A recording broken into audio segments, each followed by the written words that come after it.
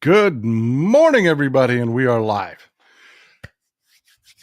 Man, there's a lot going on. Let's just dig straight into it. Let's just dive right in.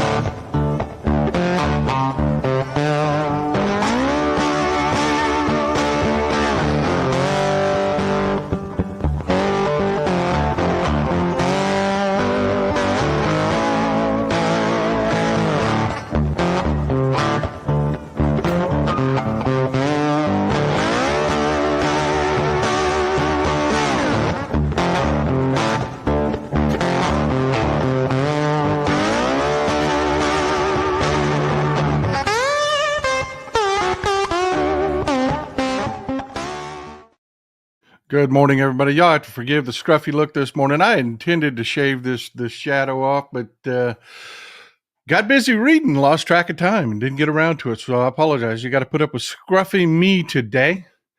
There's a few things going on that I kind of want to call your attention to before we get into the meat of the show.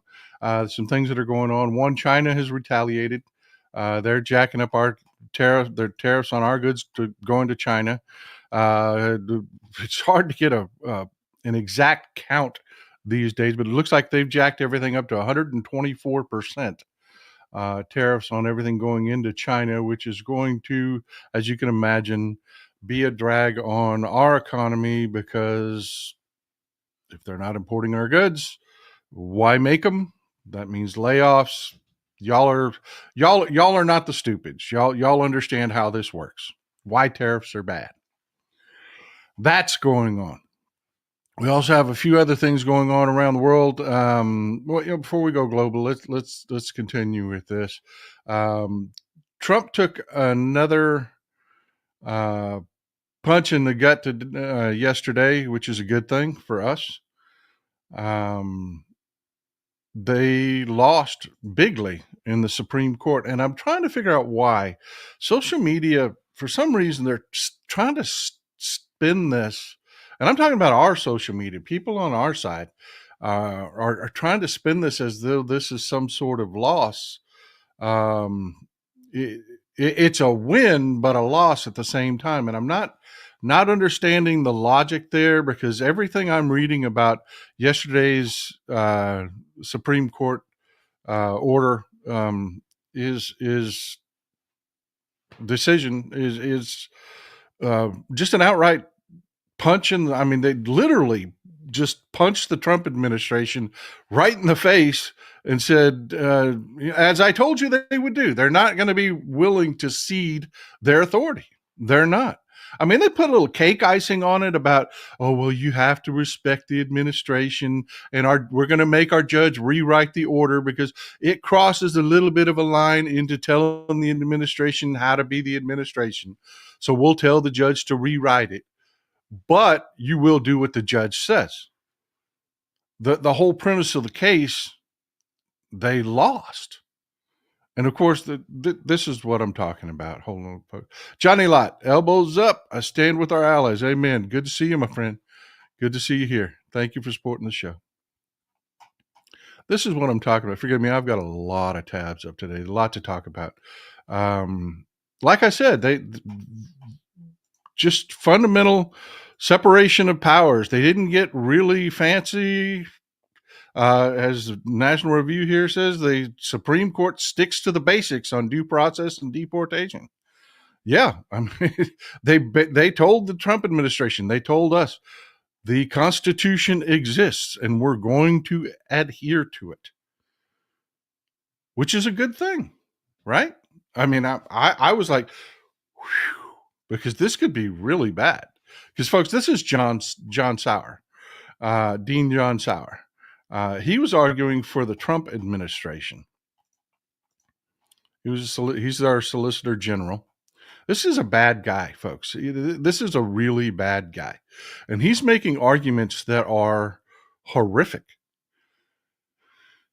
He argued to the Supreme Court that if you took anybody, me, you, anybody, right or wrong, and as long as they got us out of U.S. airspace, there's not a damn thing anybody could do about it.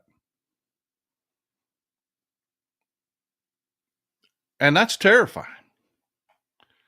I just want to clarify that. The Solicitor General of the United States of America argued to the Supreme Court that right or wrong, doesn't matter if it's a mistake or not, doesn't matter if it's legal or not. If they take someone and they move them outside U.S. airspace, there is not a damn thing anybody can do about it. They said that out loud. And the Supreme Court said, no, no, no, we have a constitution. That's bullshit. Which was, I was reading this and the first thing I got was the arguments when I was reading it. And I was like, I'm not going to lie, I was in a bit of a panic. I really was. Because if that argument stood, well, that's it. We're done. It's over. Because we have people in this administration that are more than willing to break the law. I mean, I don't know how to stress that deep enough. That was it. That was everything. And the Supreme Court did what I had thought they were going to do. They said, no, we're the judiciary. There's a division of powers. We have a constitution and we're sticking to it. So yeah, a big sigh of relief on my part. Do not really understand some of the arguments that are coming out from some people that I know and trust that I really like, that this is somehow a loss, because they also told the judge that they had to rewrite their order because they're saying the judge overstepped their bounds a little bit and started telling the administration not just what they needed to do, but how they needed to do it, which, I hate to say it, but it's a valid argument. We have a division of powers. I mean, that didn't bother me. That to me wasn't a loss. Sherry Foster, in other words, thumbnail danger. Will Robinson. Yeah, it was very scary there for a minute.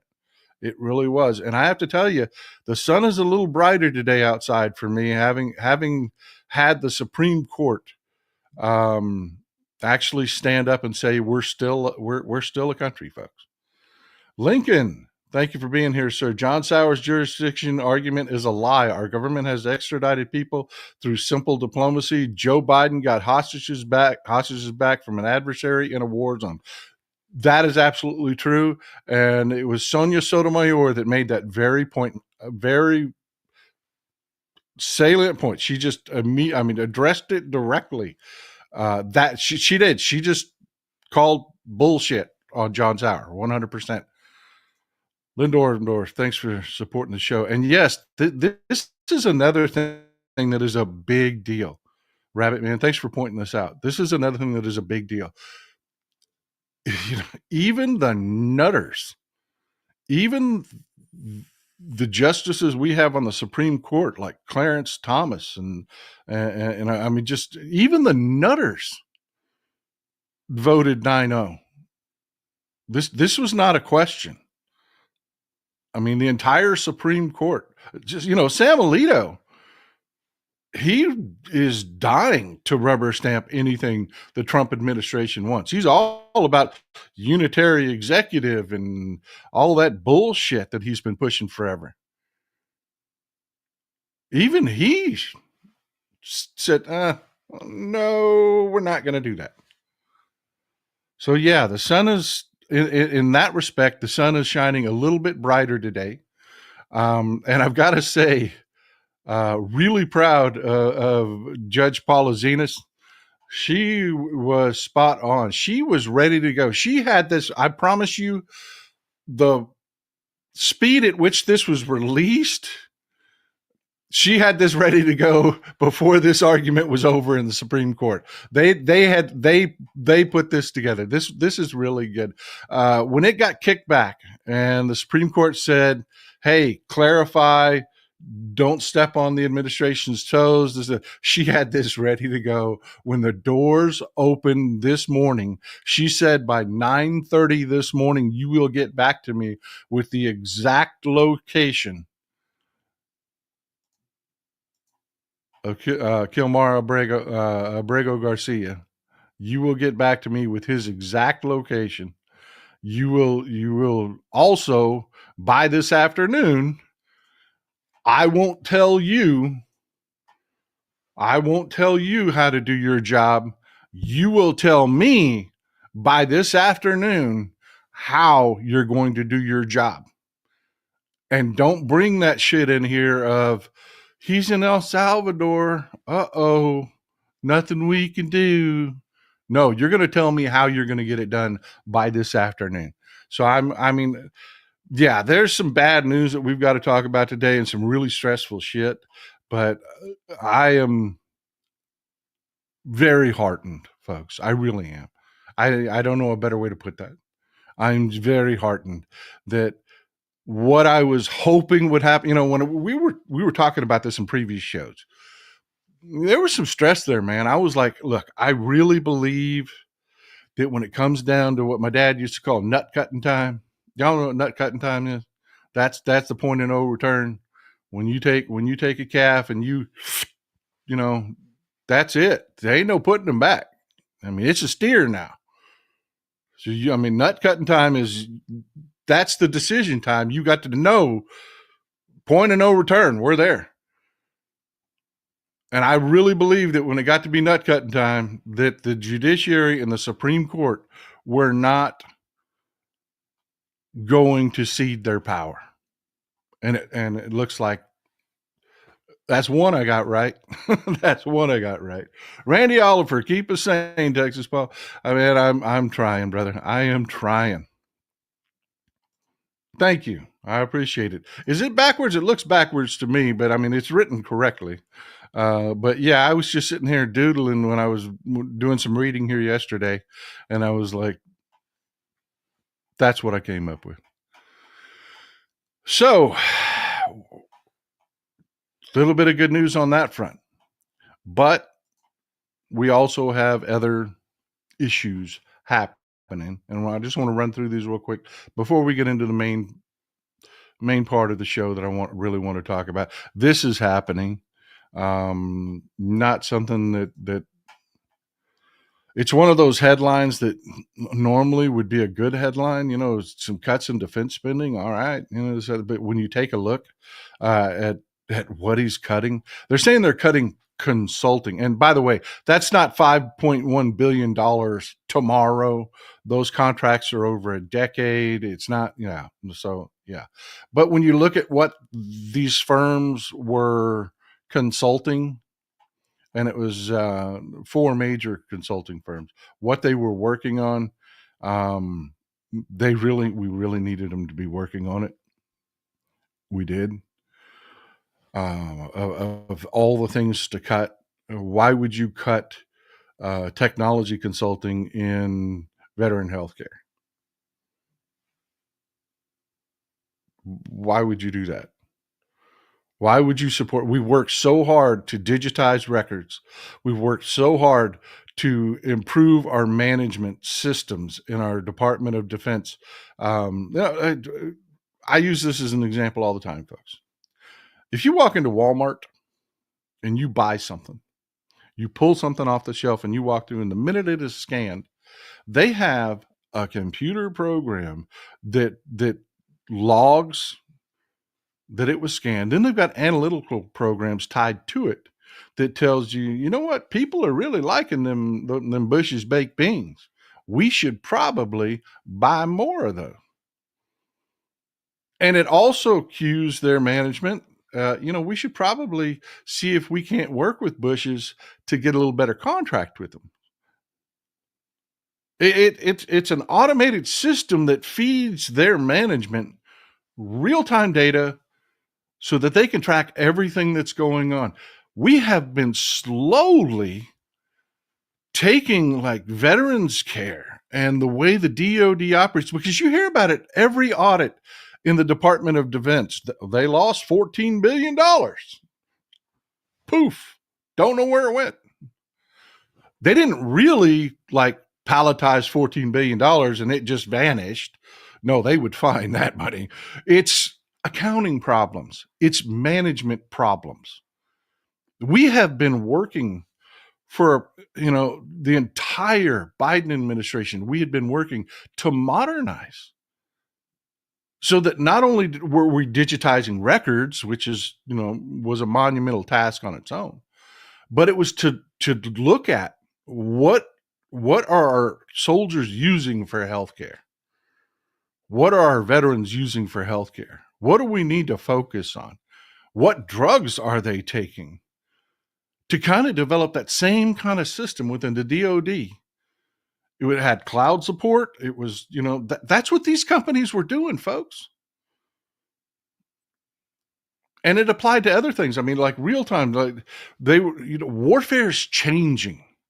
This war in Ukraine, we've talked about it before. The war in Ukraine has changed warfare. And seeing that Russia is just a paper tiger and they're not the military threat they once were, it's causing us to reevaluate. Do we need this great white fleet that we always maintain? Those questions, what is the modernization of our nuclear submarine program going to be? These are the questions they were working on. This was not useless stuff. And it's gone. It's now gone. Now, we know the contracts are gone. We don't know what's going to happen going forward because of how corrupt this administration is. Vincent Day, always thankful for you and yours, Paul. You keep me feeling informed. Glad to have you here, sir. Marcia Klepper, one of the longtime foundational supporters of the show. So glad you're here. What do you make of the rumors that Garcia is dead already and that's why they're stalling? No. If he was dead already, we'd know. We would know. That ends this for the Trump administration. We would know.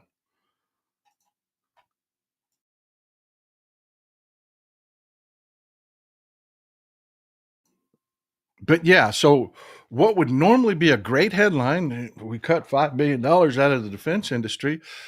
I'm reading into this, and this is what you got to do if you're me, folks. A lot of people say, hey, Paul, I want to do what you do, man. Okay, well, this is what you got to do. I read that article. And then I did a search for each company and DOD contracts and read what they were working on, what they were consulting on. And I was like, oh no, don't cut that. Don't cut that. We need that. What are you doing? I mean, this is just stupid. The modernization of audits? You're getting rid of the modernization of audits? No, this is the information era. Everything's digitized. This is the AI era. We don't need to be getting rid of the modernization of audits, their interpretation and implementation. We need to be investing on getting better at it. Why cut that? Well, if you're a crook, you kind of like when the lights are off. So yeah, I mean, it's one thing after another with this Trump regime. Something that should be good, they make it bad all the time because, yeah, they're stupid. They're really stupid people, but they're also crooks and grifters. They're still using Signal, folks. After getting caught and called out, they're still using private cell phones with a free downloaded app to message on. Yeah, Signalgate is still real and still here. These are not the people we want running things in these situations. And I got to tell you, the world is reacting to it. And I don't mean just, I'm going to step away from the financial stuff for just a second, because this is bigger than just that.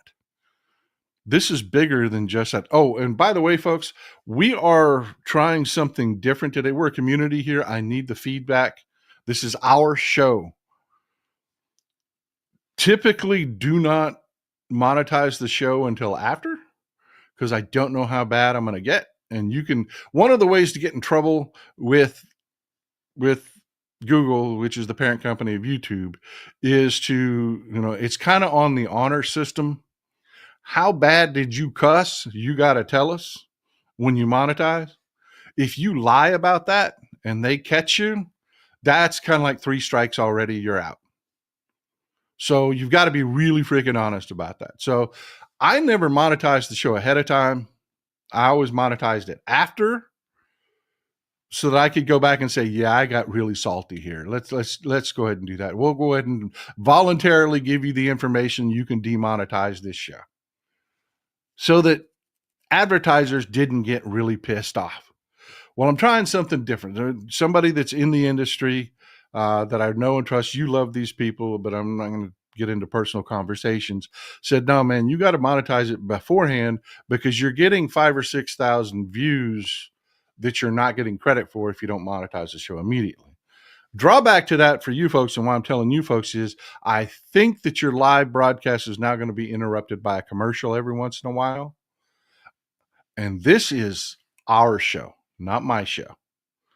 If it's too much of a hassle, if it's a pain in the ass and you don't like it, I need to hear back from you. I need to hear back from you. I need to know, look, don't do that anymore, or no, it's fine. It's just, it's okay. Okay. So give me the feedback, please. This is our show. Look, folks, these are the kind of things that are going on. When I say that, Donald Trump is dancing in a minefield, he is dancing in a minefield. Nobody has taken this well. Nobody is responding to any of this well. And I don't just mean economically.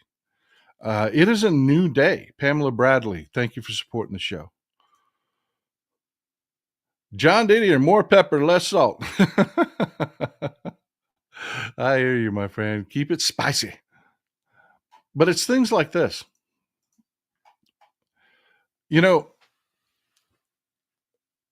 NATO has always kind of had, like, there are NATO rounds. There are NATO, there's kind of a universality, even though each country did have their own defense industries. We kind of figured out as NATO, we really kind of need to universalize these things as much as we can. And they ceded to us to kind of create these weapons platforms that NATO could universally use. The deal with that was we had to not be a dick. We had to be the grown-ups in the room. We couldn't play games with access to parts or availability of technological support on weapon systems. And this is why they bought our F-35 fighters. Trump changed that. Trump made it very clear that we're not all friends. So Europe has reacted. Our European friends have reacted, and they are doing things like this.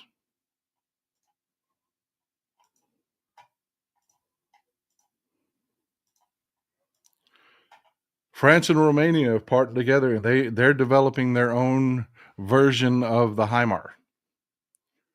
Nobody's going to be buying our HIMARS anymore, which makes NATO weaker, to be quite honest with you. It does. It's a good thing for France. The autonomy is a good thing for France. It is. I mean, if I'm just being fair and honest, we've got a large European audience here. It's a good thing that they're more independent. It is. I hate the way all of this happened. You don't treat friends that way. But it is. It's a good thing. But it is a bad thing. There's no way to say that's a net plus for NATO. That standardization behind American weapons platforms was a good thing for NATO, because when you get into it, it's something that Ukraine has dealt with since the beginning of the war. Russia had Russian weapons. Their artillery ran off one size of shell. Their systems didn't have 50 different kinds of parts. It was all standardized. On the other side, you had Ukraine that was getting support from everybody. Different artillery systems from the French artillery systems are really good, folks. They are. They're really good, but they're not the same as what we offer in our howitzers and whatnot. You're talking about different size bore, different size, and keeping track of all of those different sources and making sure that the right unit gets the right artillery, the right shells and the right, that's a logistical nightmare, folks. And Ukraine has done an amazing job of managing, which is a really tough system. I mean, it's fantastic they're getting all of this support, but it's also, you really have to, Budanov, their head of intelligence, and just every one of their top tier generals are top notch. They understand logistics is winning, and they've tackled this problem amazingly. I can't rave about Ukraine enough. And we're going to study this for a century. We're going to study this for a century, how well Ukraine has handled this, utilizing modern technology, the move to drone warfare, low cost, high productivity weapons. But that's not the end of it. This has also happened. This is Boris Pistorius. You've heard me talk about him before. Post German elections, he is the federal minister of defense in Germany. And one of the things that Trump screwed Ukraine over with was our Patriot systems. One of the things when they recalled those flights midair, they were carrying were missiles for our Patriot systems. And Ukraine has been watching their reserve of Patriot missiles decline and decline and decline and decline and decline and decline. And Trump, who licks Putin's taint, is not refilling those reserves. And Europe stepped up. Germany stepped up. They're going to replace our Patriot systems with a German system. And Germany is licensing Ukraine to manufacture which Germany doesn't do a lot. Germany's pretty serious about we engineer fine weaponry, but we make the weaponry.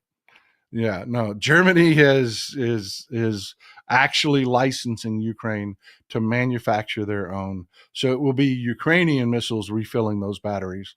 They don't have to wait for anybody to give them to them. So kudos to Germany.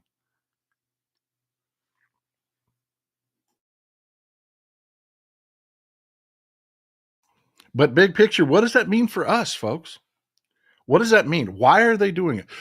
Because we screwed the pooch.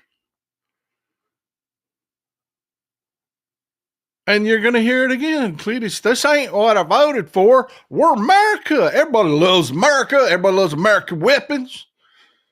No, this is what you voted for, Cletus. This is what you voted for. And again, while it's a great thing for Ukraine, it makes the world less safe. And it's our fault. because you can't blame France and Germany and the UK and everybody that used to be our allies for going their own direction. And I don't know that we'll ever get that back. I have a sinking, sick feeling that that era is over. I really do. So, not only do we have that going on, um, again, the EU has also stepped up and said it's over. The American era is over. We're going to buy homegrown. We're going to try to, and they're trying to negotiate between countries because Europe doesn't have Europe's no different than the United States. The different states in the United States, except for one regard, each state has its own national identity. Texans, we tend to be. If we travel the world, they say, "Where are you from?" We say Texas. We don't say the United States. We say Texas. But the Europeans kind of take that a step farther. They may be in a union like the United States is, but they're very much their own states, their own identities, and they are really, you have to understand what a heavy lift this in Europe, among the different European cultures. They're Danish, they're French, they're British, they're, you know what I mean? To have them come together and say, look, we've got to universalize some of these weapon systems, and we've got to really make French artillery UK artillery. And UK submarines will have to be French submarines, and we're going to license to each other. And we're going to build an interchangeable. This is a new day. This is a whole new day, and we, the United States of America, are standing out on the sidewalk, looking in through the window, and that's just where we are, folks. That is just where we are, and I don't know if we can put the shit back in the horse. I really don't know at this point. That's not the only thing that's changed. You've got our relationship with China has changed. Republicans have always talked a lot of smack about China. They have. They've already talked a lot of smack about China. Like there's some sort of big enemy. And I'll be honest with you, they've always just been a competitor, not an enemy, a competitor. They have their own national interests, and that is just too much for right wingers. What? You're not. China's not America first? Oh, that's the enemy. No, they've never really been the enemy. You can't say that today. The relationship has changed. And people this morning are starting to wake up. I haven't looked at what the Dow's doing right now. I know the futures were down a little bit. I don't know what it's doing. If I had to guess, I'd say it's probably vacillating back and forth, because people are starting to wake up and ask questions like this. Could China collapse the U.S. economy?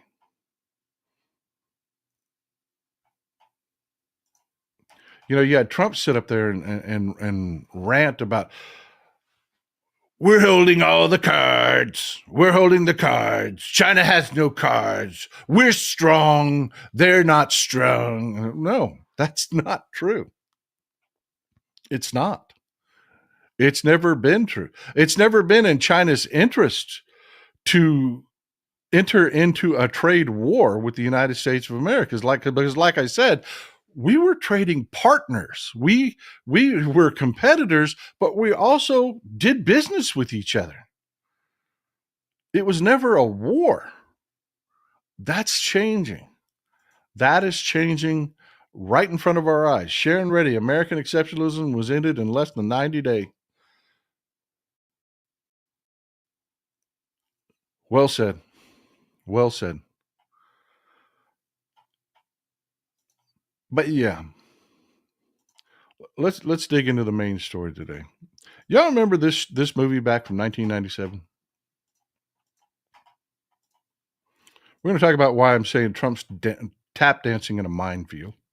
Take all of these that we just talked about and let it set the backdrop for you for what we're about to talk about.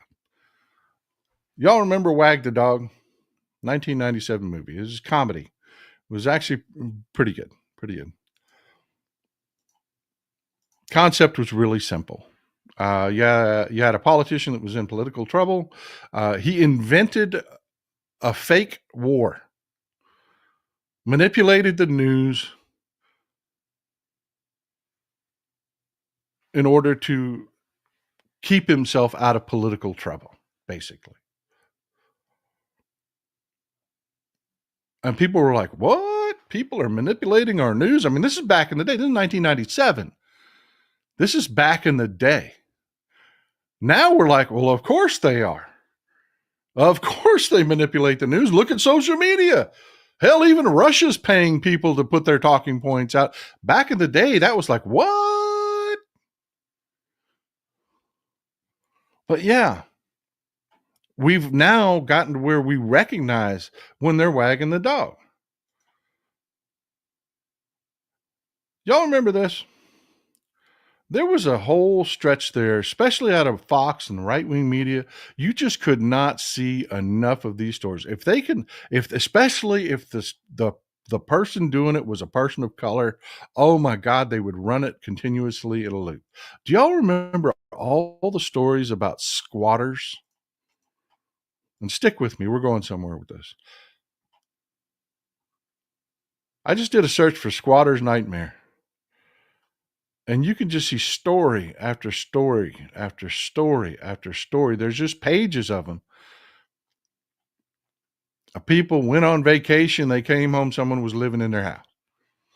Or they had a Airbnb, or they bought a new house and somebody didn't move out.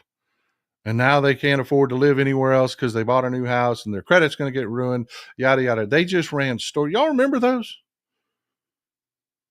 Well, in a country of 330 million people, crime happens. But no, this isn't really that common, folks. It isn't. But the media had you believing that, man, don't go on vacation. Somebody could move in your house and take it from you, which is not true. I mean, it's just not true. How long were you going on vacation? Were you going on 90-day vacations, people? Are you richer than I thought? I mean, the way they framed this stuff was kind of out there. And at the time, I was just like, sensationalism. We know it's not really that common. 330 million people in the country. And this probably happens maybe 100 times a year. Their landlords will tell you stories about people that quit paying the bills. They go broke, got no place else to go, so they shut down. And they literally have to pry them out of the apartment. That's pretty common, but that's been going on forever. That's not how they spun this. They spun this as, oh, man, we got an epidemic of squatters. Why? I mean, why? Why invent that whole story? A lot of us will just look at it and say, well, it's just the news being the news, because the news isn't the news anymore. The news is for a profit, and they just wanted to tell a scary story. Well, folks, I'm here to tell you it's more than that. It is always more than that. You have organizations like Fox News that are, and yes, some of them, yes, absolutely. Some of the news outlets were just, it was a craze. It was a story of the day. Let's get some clicks. Let's sell some ads. Some of them, yeah. But you have news outlets out there that work directly with political parties. And you know it. You see it.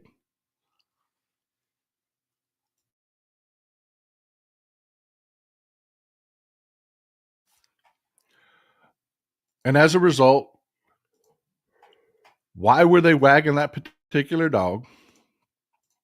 Well, this. Nether search, anti-squatter legislation. Well, if we had a fake problem, of course we had to have a fake fix, right? It's kind of like the whole immigration thing. They when crime was plummeting, they made up this whole fake immigration crime wave that didn't exist. So now we got to have a bunch of laws that are anti-immigrant laws. You've got to look for the reasoning behind this. More often than not, it's not just for the stupids.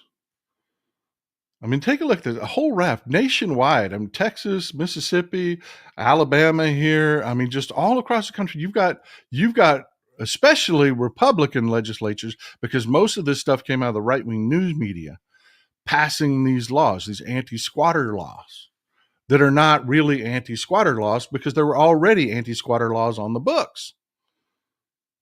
They're not just taking what existed and saying, okay, look, you've got 90 days to get out and shortening that to 45 days. No, they're putting a whole bunch of new shit in there. Why? Why? Well, this is why. You remember during the last, the housing crisis, Wall Street figured something out. You can buy houses that are empty and make money off of them.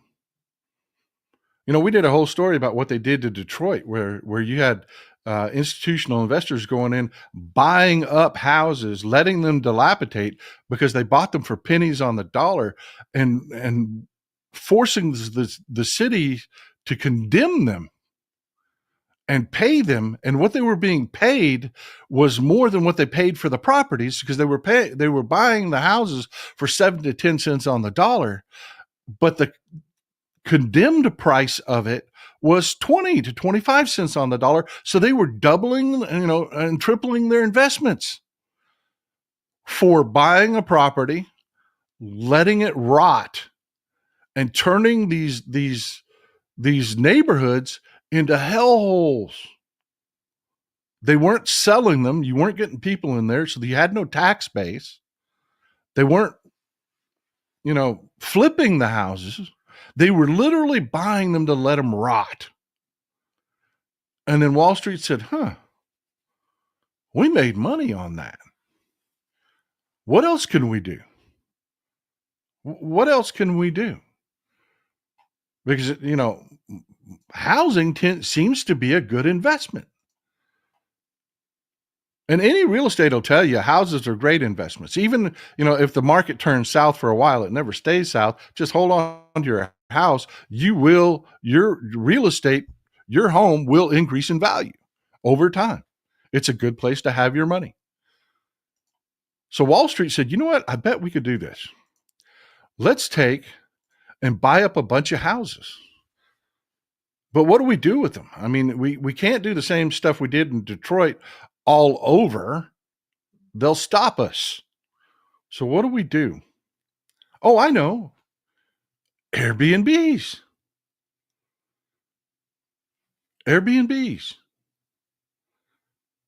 Or what they call short-term rental properties.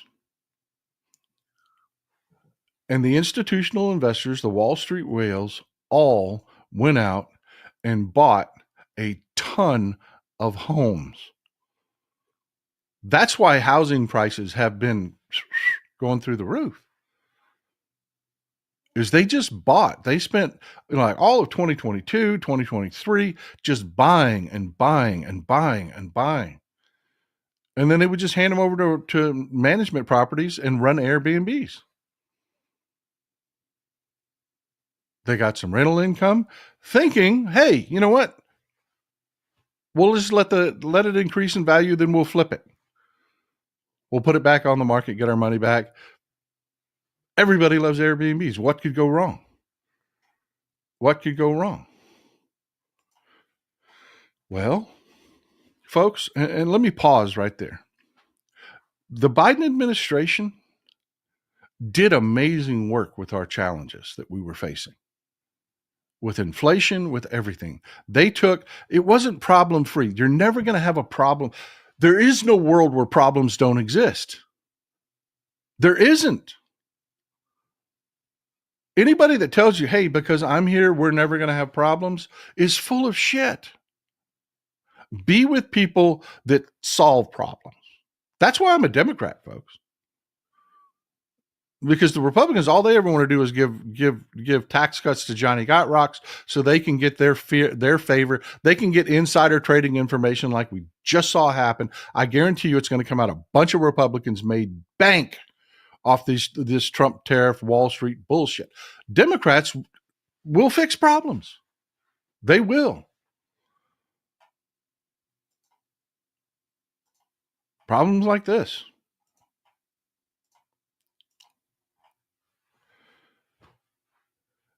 They can't even rent out the Airbnbs that are by Disney. They flooded the market with Airbnbs. And now people that thought, hey, remember Airbnb was created so that you could rent a room out in your house or you could come up with some extra income. No, institutional investors raided into the Airbnb, the short-term rental market, and flooded it. And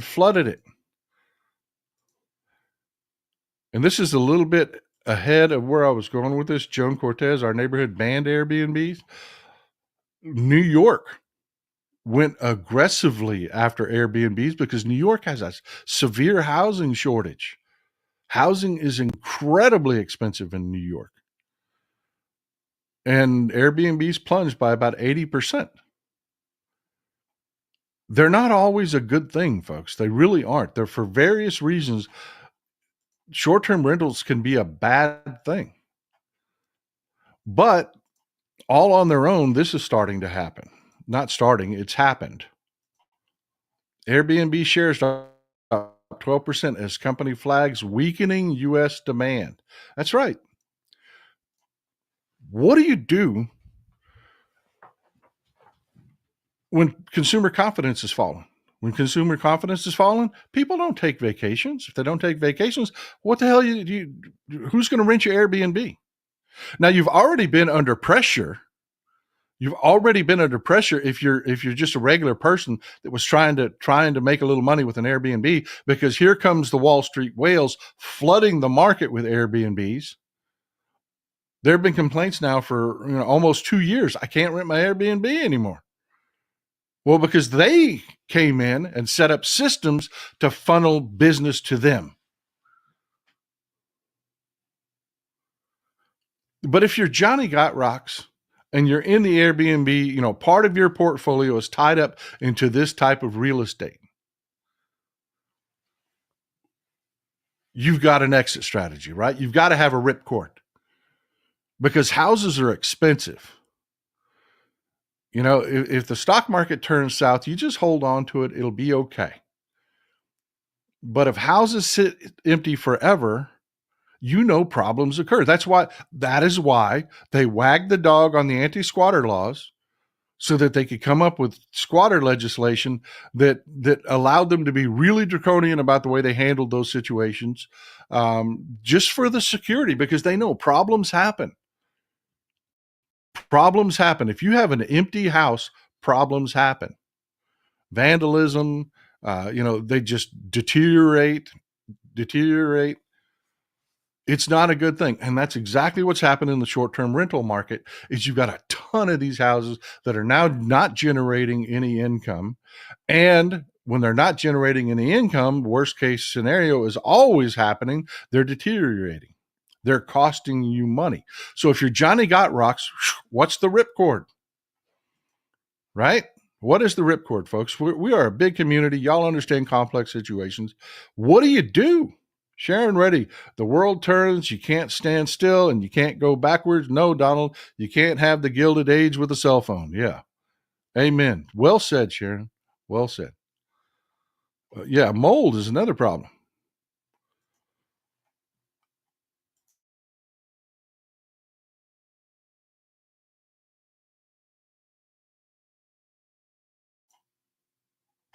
And yeah, wins aloft. Those expenses keep happening, whether you contribute it or not.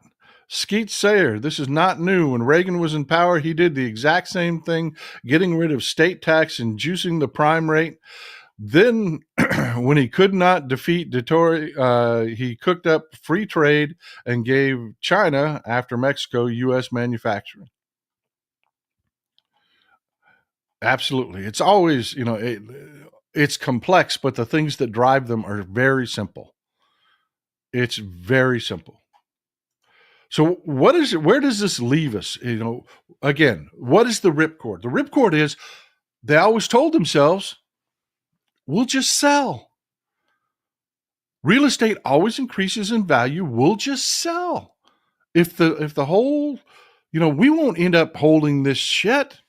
We'll just sell it, because they didn't go buy houses like they did in Detroit for pennies on the dollar. No, they dove in to growing real estate markets, and they paid a lot of money for these houses. A lot of money. Well, they missed the boat. Not only has it, the whole short-term rental market collapsed, just severely contracting. And we're going to talk about more about why it's going to get worse there. This has happened. The housing market is beyond flush. It is saturated. Texas housing market in the crosshairs as inventory skyrocket. This is what's happening in the last few months.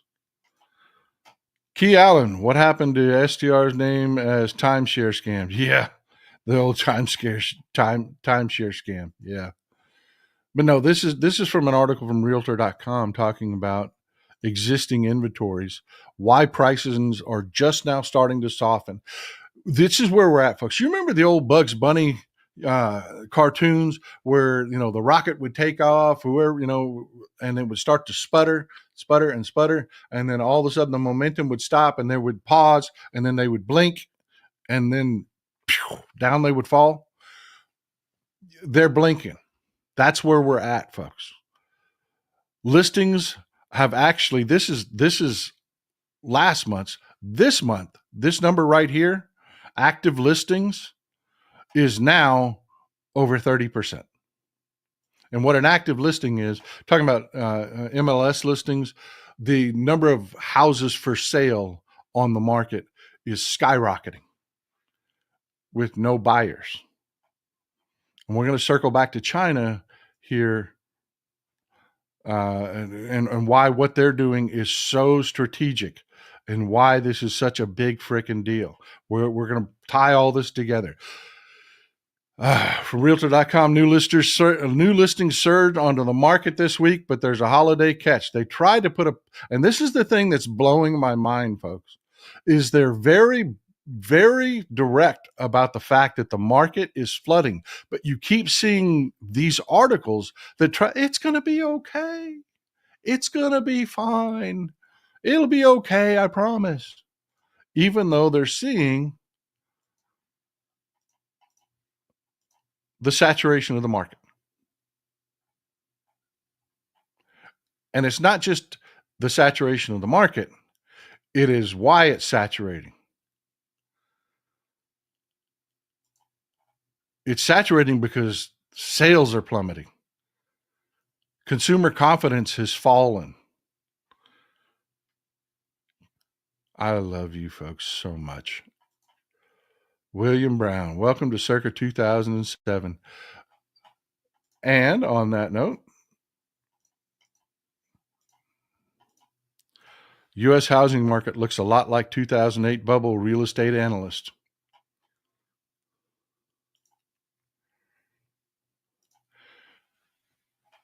All right. So we've got a housing market that's in trouble. Folks, we knew this was coming. We knew there was going to be a correction in the real estate markets. What we didn't know is that we were going to kick the grown-ups out of office and elect the morons.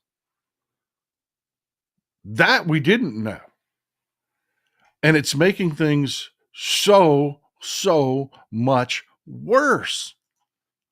Amy Poe, the slimy character played by Matthew McConaughey in Wall Street, is Wall Street. Disgusting. Yeah, these are not great people. And they're not brilliant, folks. They're not. These articles about, oh, it's going to be fine. It's going to be fine. They're saying that knowing that this is happening. Remember, we talked about the problem with a looming recession and bond yields skyrocketing? This is the result of it. Mortgage rates are exploding. Everyone had baked into the cake this year in all of their analysis. Mortgage rates were supposed to fall. They had been falling. They were supposed to fall. Mortgage rates spiked early on in the Biden administration because they had to get inflation under control. So they jacked interest rates.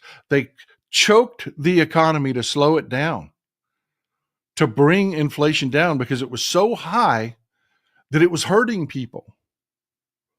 It doesn't matter if you've got a red hot economy if people are getting hurt. That kind of runaway inflation does long-term damage to your society. So they slowed it down. They choked it. We had massively high interest rates. That's what the Fed does. It's one of the tools in their toolbox. And it's been coming down and coming down and coming down and coming down and coming down.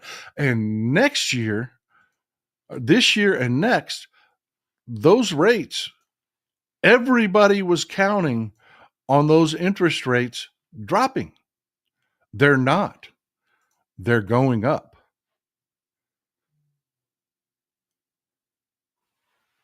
So this isn't complicated. You can do the math on this. Trump has started a trade war with China. China owns our debt, a lot of it. Not all of it, but a lot of it. You own most of it through the Social Security Administration. But China owns a lot of it. And just when our housing market is fat and bloated, and prices, like I said, that rocket has petered out and it's about to start its fall. China is absolutely dumping our debt, driving bond yields through the roof, which means mortgage rates will continue to rise. So we have a housing market that has just been a bubble, and you've got Xi standing there with a needle, and he just went boop.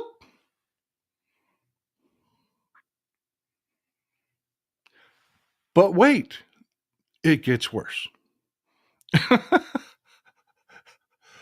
Not only are we looking at like a 2008 crisis type of real estate crisis, we've got this problem. The banks, one of the reasons the banks went all in on Trump is they didn't want regulation. They were really, really mad because we Democrats, we would do things like stress tests on their banks. And we would force them to come into compliance, to be healthy if something went wrong.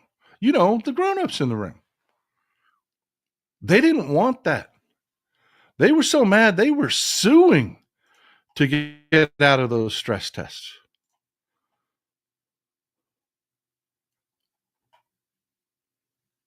And they got it. They got it in the Trump administration. They did. We're in a situation now where the banks are just a mess.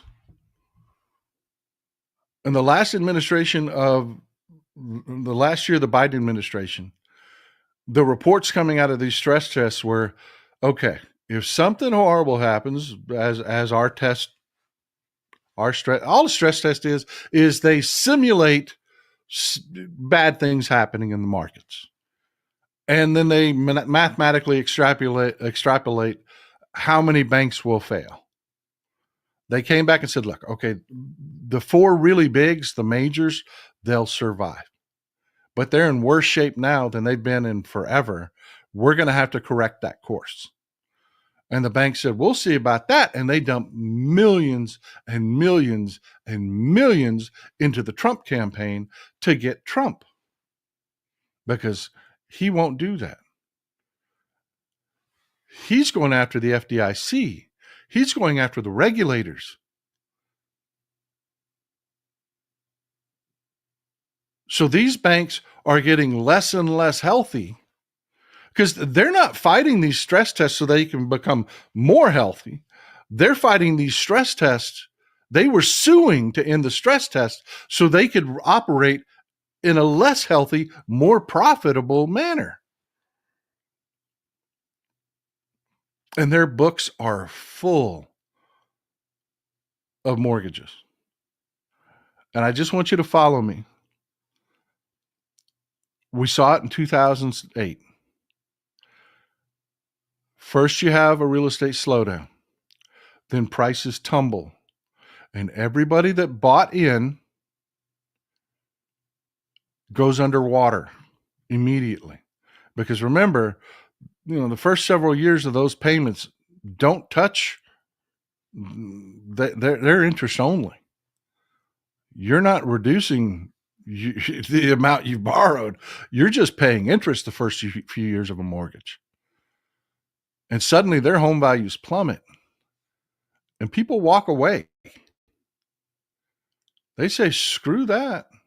This house is only worth 75% of what it was when I bought it.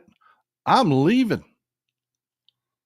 And you get those foreclosures that hit the market, which exacerbates the real estate problem that's already been exacerbated by the very banks and institutional investors that went out and bought a ton of property that they missed the boat. They missed the timing. They did not sell off. They are holding these inventories and they're going to dump them. Because as the recession hits, and I've got some data here to show you that, yes, a recession is happening now, right now. These banks are not only in horrible financial shape, they've got, just like in the 2008 bubble, huge exposure to the real estate markets now. And what is Trump doing to the markets? He's tap dancing in a damn minefield. He's starting unnecessary trade wars at a time when we needed the grown-ups in the room to take a look at these situations. And it's really unsavory, folks. This is what I try to do. This is what I promised myself when I started doing this show I would do. I will not be the clickbait guy on social media and YouTube and everybody that says, oh, look at Johnny got rock, screw this, that, and the other. Screw them guys. Let them fail. They did this. No, I'm the guy that comes to you and says, you know what? We're going to save them. They did this. It's their fault, but we're going to save them. Because if we let the market crash, you lose too, not just them. And I make the arguments, the unpopular arguments that say, as distasteful as this is, I mean, imagine being a politician and knowing that you're going to have to step in as the government and you're going to have to bail these people out. You're going to have to bail these people out. And you're going to get kicked in the nuts from everybody. You're going to be pissed that we're bailing them out. I'm going to be pissed that we're bailing them out. The people they're bailing out are going to be pissed because they're going to put conditions on it. And they're spoiled ass brats that are like, what do you mean you're not just going to give me free money? Don't you know if I fail, we all fail? Just give me. They're going to get kicked in the nuts from everybody. Jeff Schuler. So basically, we're building an economic nuclear bomb and the tariffs lit the fuse. exactly where I'm going with this, guys. Exactly where I'm going with this. ET, God help us if the people holding our debt call it in and wants the payout. That is exactly what is happening. We're going there. Stick with me. Now we had a couple bright spots. We did over the last little bit. Inflation dropped about 10 basis points more than we thought. But then they started digging into the numbers, and turns out it wasn't exactly great news because the energy markets are plummeting. And the energy markets are plummeting because we're heading into a recession. And the Saudis are working to kill our domestic oil production. And we're going to talk a little bit about that here in just a second. So, yeah, we had a bright spot. Okay, inflation dropped more than we thought. Should be a good thing. That'll help the economy. Then we looked at why the inflation dropped, and it's like, oh, this is more an indicator than of a problem than it is news that we're not going to have a problem. It fell because futures are here. Let me.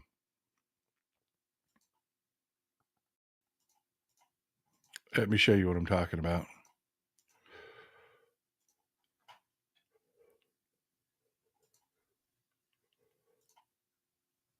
One second.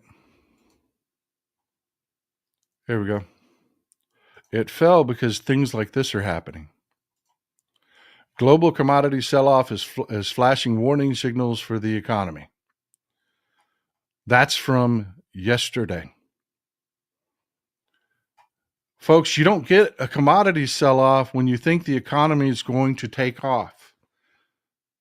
When you think there's going to be manufacturing, you hold commodities futures. I mean, makes sense, right? If you think the economy is going to pick up, you think people are going to buy your iron ore, you think they're going to buy your gold, you think they're going to buy your oil. No, they're ditching. That means the folks that are in the know pulling the ripcord. They're like, we're out. You ever notice that always seems to happen? The recession hits, but the whales have already moved into a safe position to weather it best before anybody else. These are the kind of things that they do to make that happen. So no, I'm not pulling this out of my butt. I'm not being some hyperbolic jerk. I am watching what the whales are doing and just saying, "Oh, look, whales." Kay Allen, want bailout, major jail time. Johnny got rocks. I hear you, bro. I hear you. I hear you, man. I hear you. But it's not just just commodities. You've got the big banks are coming out. Jamie Dimon over JP Morgan Chase has come out and says, look, the revised estimates aren't revised low enough. We're going to see a major drop in our GDP estimates, and you're seeing company after company after company withdrawing their estimates because they're not doing it because the estimates are going higher, folks. They're not. Because the one thing you don't want to do, it's kind of like when I was telling you earlier about, hey, I can't get caught lying to YouTube. I got to tell them if I do a lot of serious cussing, I can't lie about it because if an advertiser complains, I'm done. Kind of the same situation. These companies put out their numbers. If the numbers are a blatant lie, nobody believes them anymore, and they're screwed going forward. Linda Orndorff, if we bail them out again, then this time we need to take ownership of them, i.e. when we used to bail out banks, then we own them. I hear you. You're going to need to have those ideas in place. You really are.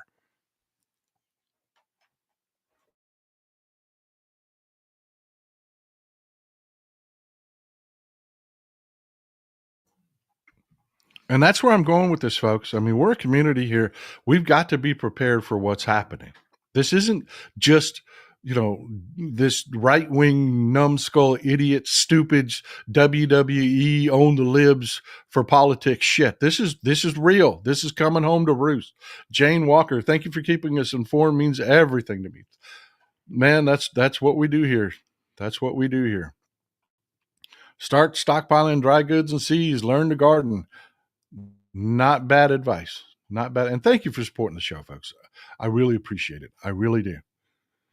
Well, look, we had another bright spot. We had a jobs report come out that the corporate media was more than happy to, oh man, we had 228,000 jobs in March, and everybody and their brother said bullshit, because this last part of it, unemployment rate went up. Wait a minute, you beat jobs estimates and unemployment went up? Yeah. Folks, those job estimates are they're surveys. They're not the real numbers when we get those first job estimates. That's why you hear about them being revised. Sometimes they're revised up, sometimes they're revised down. But, the Trump administration has got a trend here of overplaying the jobs numbers. And in the last 2 months, this is from the same article, buried down at the bottom of the article. The March numbers, though, pointed to a still strong labor market, which it doesn't, because their own headline tells you unemployment went up. Though the January and February counts saw substantial downward revisions.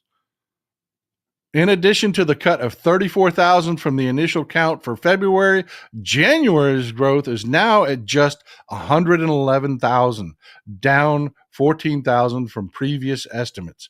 January's job numbers sucked. Folks, we've got to add over 200,000 new jobs a month just to keep up with your kids growing up and entering the job market. 200,000 a month. And they are wildly revising these estimates downward. And why? What caused it? Well, I'll give you a perfect example. None of these federal cuts are in those numbers. You remember when they came out and they said, if you'll voluntarily quit, we'll pay you for the next 6 months. Yeah, when you take a deal like that, according to the jobs numbers, you're still employed. And it won't be till going into the holidays when all of these people start filling out their unemployment applications, which they're going to find out they're not going to get because they voluntarily separated themselves from their job. Going into a recession, dumbass. Instead of fighting it out, you quit. That's when these people go into the numbers. Nothing to say, you're right. Thanks, B. Terry. Well, I try to bring receipts, folks. Another way you know that I'm not just talking out my butt, everybody looked at those numbers and called bullshit. They did. You notice the market didn't say, oh, great job numbers, it's going to be fine. No, they didn't say that. None of the headlines. None of them. Trump regime has said no bailouts, but they will likely do so for those that pay or kiss the ring, likely both. Yeah, I mean, the whole, we're going to make special deals, tariff carve-outs for particular companies. In other words, bribe me and we'll exclude you from the tariffs. Folks, this is real. The job market is tanking. U.S. wage growth, tanking, plummeting. Do you have wages drop in strong labor markets? No. They go up. They don't fall. If you have a strong labor market, if those job numbers were real, you wouldn't have your choice in who you hire. And if you wanted better employees, there's really one way to get them, and that's to raise the pay. Capitalism, baby. Capitalism. If we really had a strong job market, would wages be falling? No. Patricia Houlihan, thank you for supporting the show. I appreciate you. John Womack, thanks, Paul, for explaining the current events in a way I can understand. That's my job, man. Y'all keep the lights on. Y'all keep me doing it. I appreciate you doing it. As long as y'all are here, I'll be here. Here's the unemployment rate. Here's the unemployment rate. That is not going down. Those unemployment numbers have been, they plummeted from 2021, right after COVID. The numbers plummeted. That's when we saw all the inflation. Unemployment numbers just plummeted and went flat. And now they're climbing back up. That number's going to spike here pretty soon.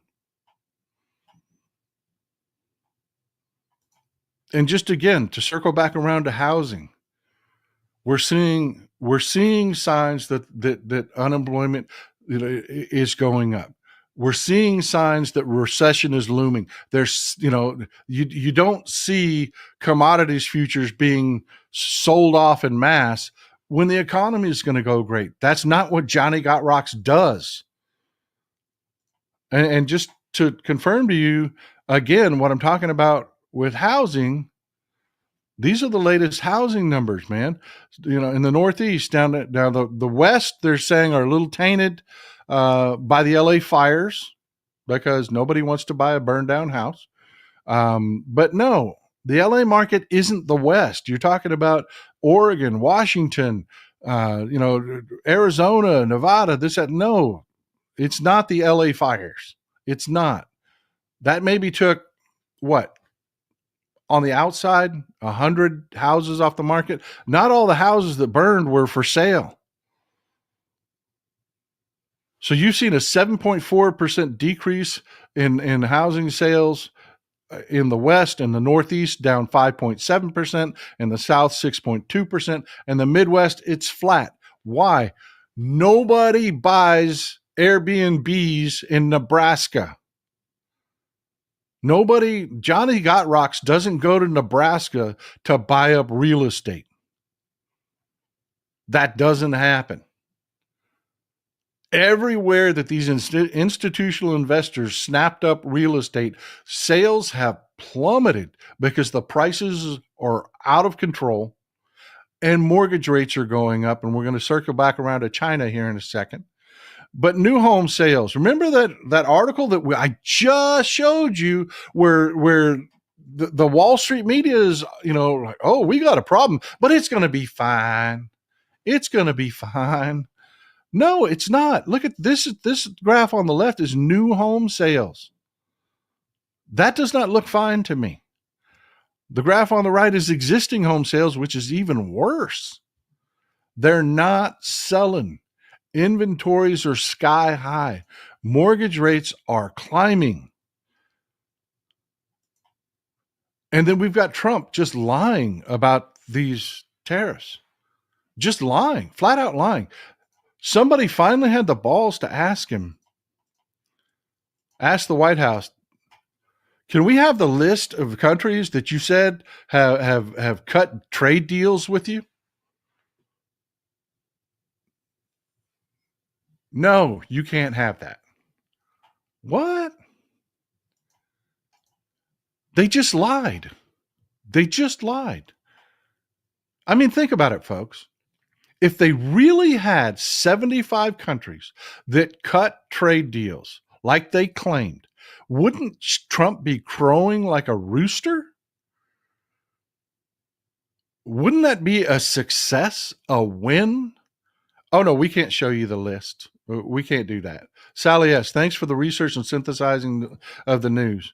Hey, thank you for being here to talk about it with me.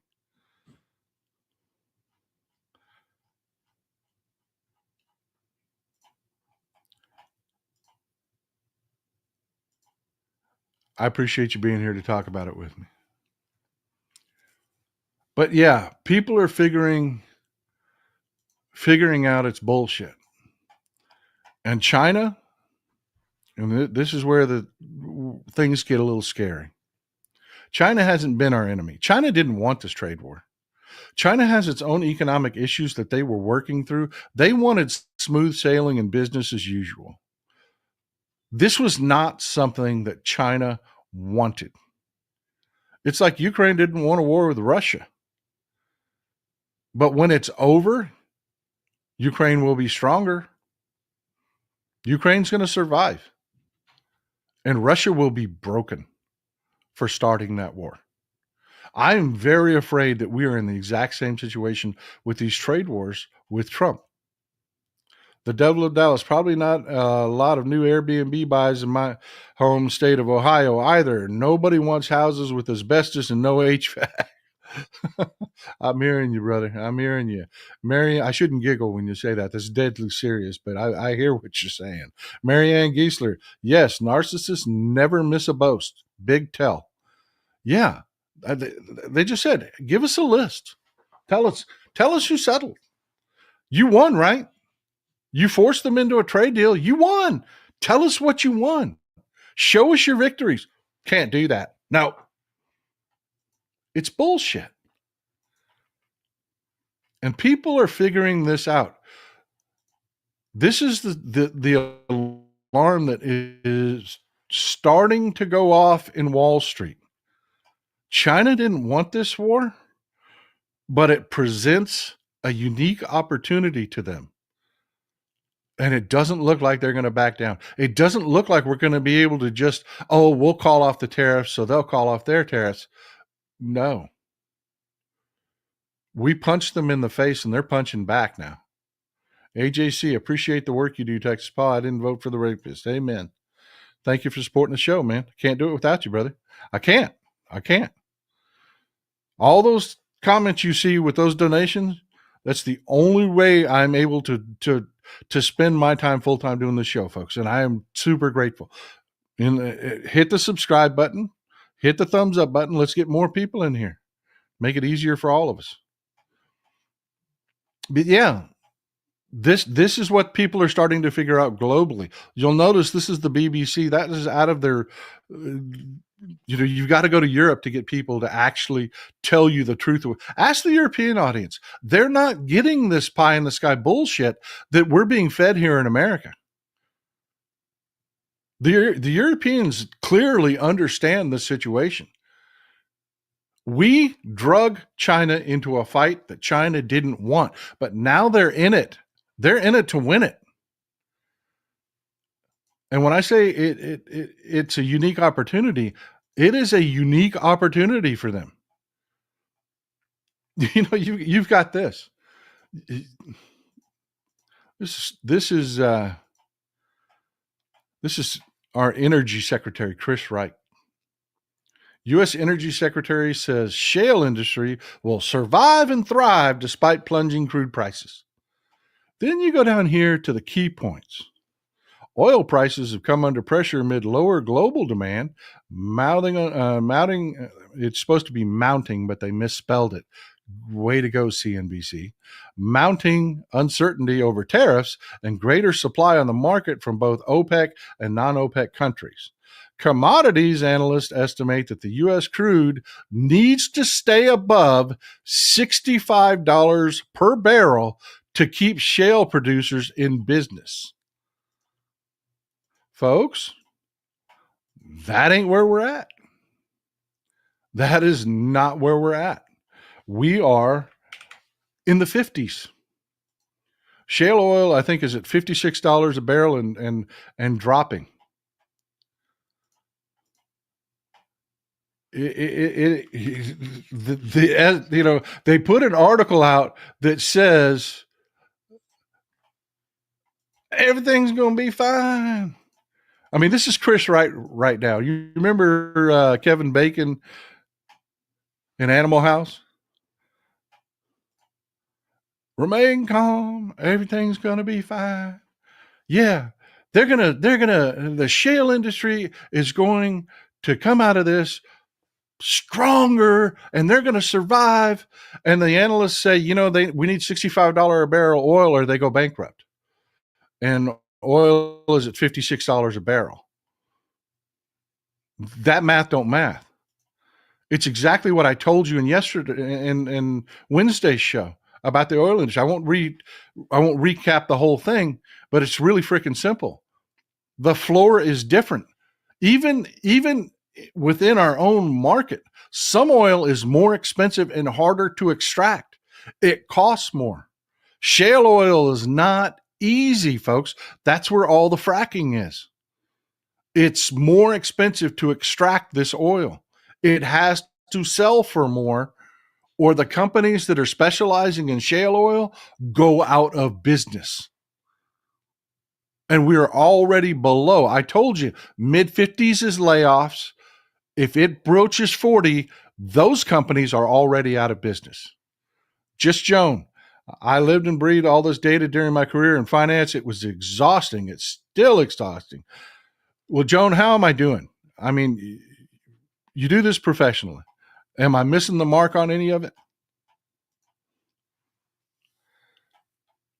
And again, talking about China, the unique opportunity that they were handed.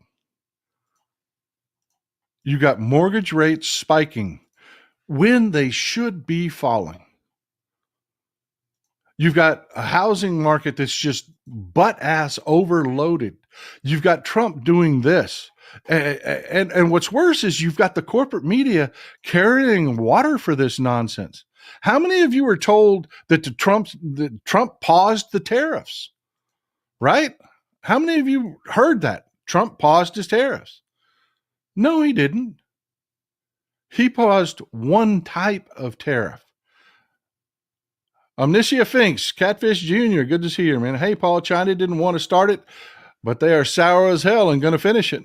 Exactly. We created, and that's the whole point of this show, is the sheer stupidity. We handcrafted a unique opportunity for China to really move up globally, to really diminish us, just like Russia diminished themselves by attacking Ukraine. It is a self-created prophecy. We're doing this to ourselves.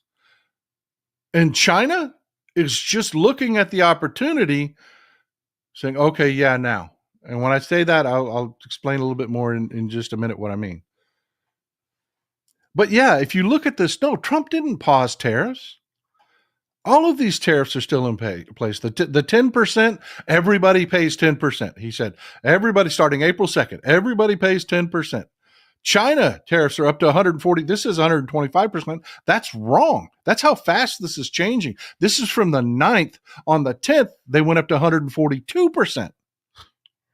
Blanket steel and aluminum tariffs, the 25% tariffs on steel and aluminum, they went into effect on March 12th, are still there. Auto and auto parts tariffs, the 25% tariff on auto parts is still there. And that's what Wall Street is dealing with. That's why the stock market is just vacillating back and forth, because they can't figure out, wait a minute, we said we wanted less regulation and we didn't vote for this. Yes, you did, Cletus. Yes, you did. This is exactly what you voted for.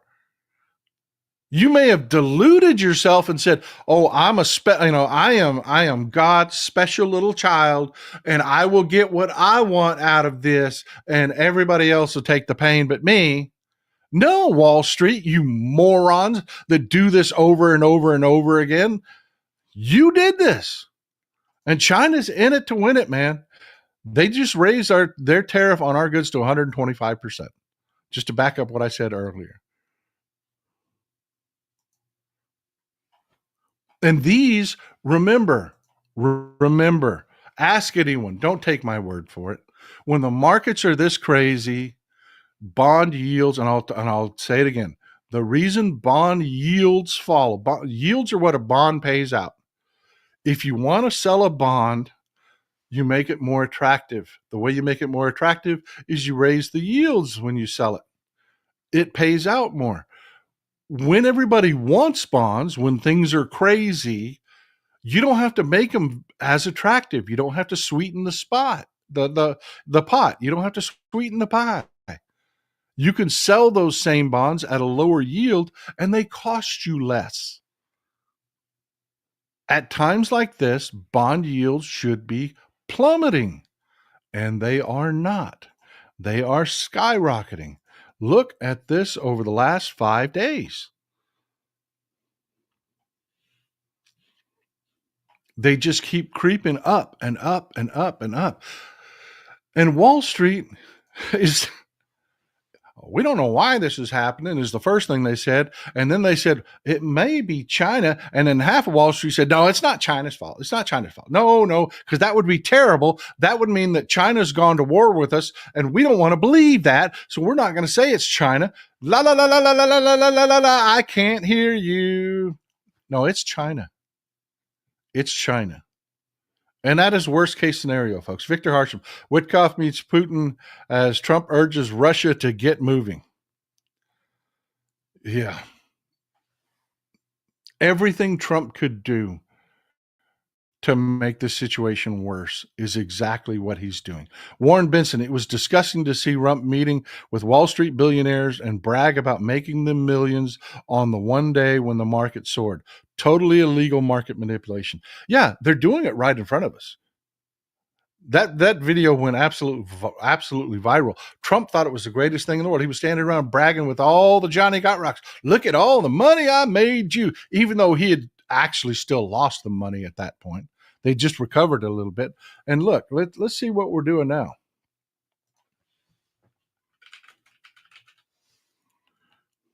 Yeah, it's only up 229 points today, and it's still down over 1,600 points for the month. It's down 3,000 points over the last 6 months. Yeah, the market is just slowly waffling and vacillating because they're coming to grips with this situation. They're sitting there hoping they're not seeing what they think they're seeing, which is China is dumping our debt at the worst possible time for Wall Street. And they're just sitting there pretending like it's not happening because it is a nightmare scenario for them. And they did this because they were so greedy. And that's just what I want to leave you with, folks. Zone, thanks for being here. Thanks for supporting this. Trump is so stupid. He could get us in a war with China. As a Navy veteran, I worry about our forces in the South China Sea. I don't really see it turning into a hot war. China is going to end us financially. That's what you're seeing in the vacillating in the markets, is they're really not wanting to accept what they're seeing. Trump has started a trade war that he can't just back out of. China sees it. China knows. If they can keep interest rates climbing while we go into a recession, we're done. If they can keep mortgage rates climbing while our housing market collapses, it won't matter if Powell cuts interest rates. I mean, it'll help some, but the damage will be done. And these jackasses on Wall Street, that it just wasn't enough. They're making more money than they ever made in their lives. And it wasn't enough. They had to backstab the Biden administration because they wanted to be able to operate their banks without regulation. And you know as well as I do exactly what that means. What is going to happen with those banks. Pavlon Owen, this will be the China century. Thank you, Dictator MAGA. I'm afraid you may be right. Sloan Gregory, cowards. Where are all the whistleblowers and enforcers? I am so worried that the fire alarm, the nothing routine is the new norm. Thank you for supporting the show. I really do. They really thought, after just there were more billionaires created during the Biden administration than had ever been created before. It's like Elon Musk. The world wasn't enough. He had to try to recreate apartheid South Africa. And they're sitting there watching this in disbelief. They don't believe that it could happen. to them when they could have just shut up. Let the grown-ups run things, because the grown-ups say, they're going to make money. They are. They're going to be successful. We're worried about everybody doing better when everybody does better. You can't make the oligarchs lose money and everybody else does okay. It doesn't work that way. That wasn't good enough for these people. They had to rip away regulation on their banks so they can collapse their banks. Of course, they're arrogant enough to think that nothing will ever go wrong because they're that good. But you're seeing it. It's really happening. And folks, you're going to start seeing next month's numbers and the month after that just get worse and worse and worse. And I'm glad to see it. I'm glad to see the in Tesla movement. You take out one or two of those billionaires, you keep your wallet closed, you force Tesla out of business, and you will change the way they do business. They will. If they have to sit and watch one of their own get its face eaten, get his face eaten by the leopard, they will change the way they do business. And if you don't believe me, you don't believe that they know it? When's the last time you saw anything in the news about Luigi?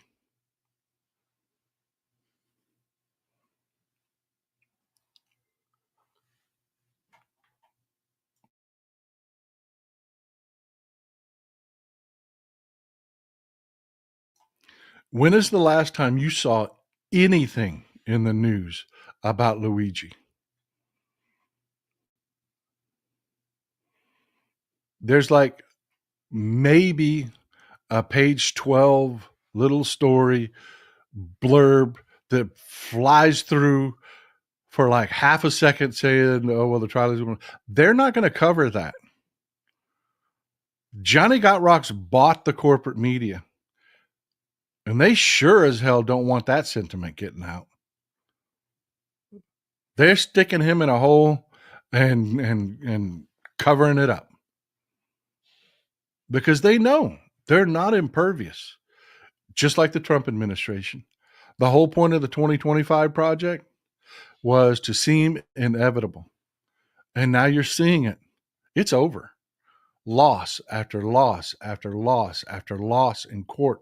And all they're doing, they just passed a budget that's going to strip Medicare and give Johnny Got Rocks huge tax cuts.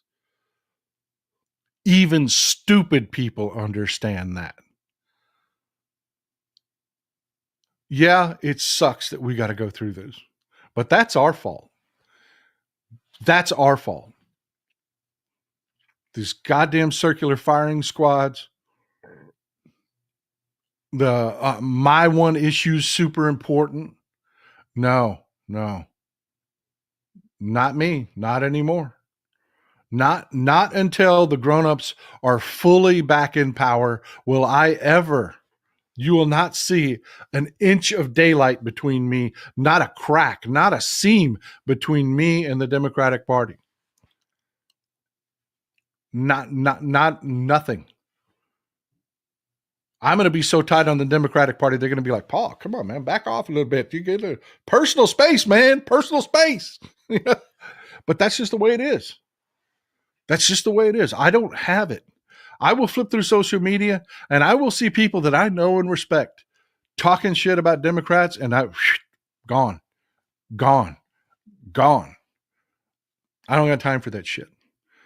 There are real grown-up problems really going on in the world, and we have no grown-ups to do it. Folks, they're still using Signal. That's how stupid these people are. They got busted using their personal cell phones that aren't vetted, aren't controlled, run through Russian networks, run through, foreign networks. Wherever they're at, they're still using their personal cell phones, but they're protected because they got a free app. They're morons. and we can't afford it. Everything we just talked about is really happening, folks. This housing crash, it's right here hanging over us. And nothing looks like it's going the right way to prevent it.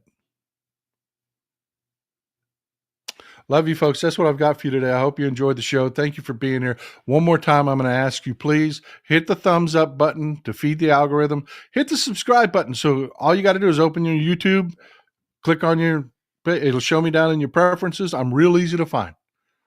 That's all it is. It's a follow button. I watched YouTube for years without ever hitting the subscribe button because I didn't understand it. I thought it was something like I was subscribing to a magazine. It's not. It's just a follow button. That's all it is. It puts me in a list of creators that you might want to hear from. That's it. Love you, folks. Enjoy some Texas cities at night.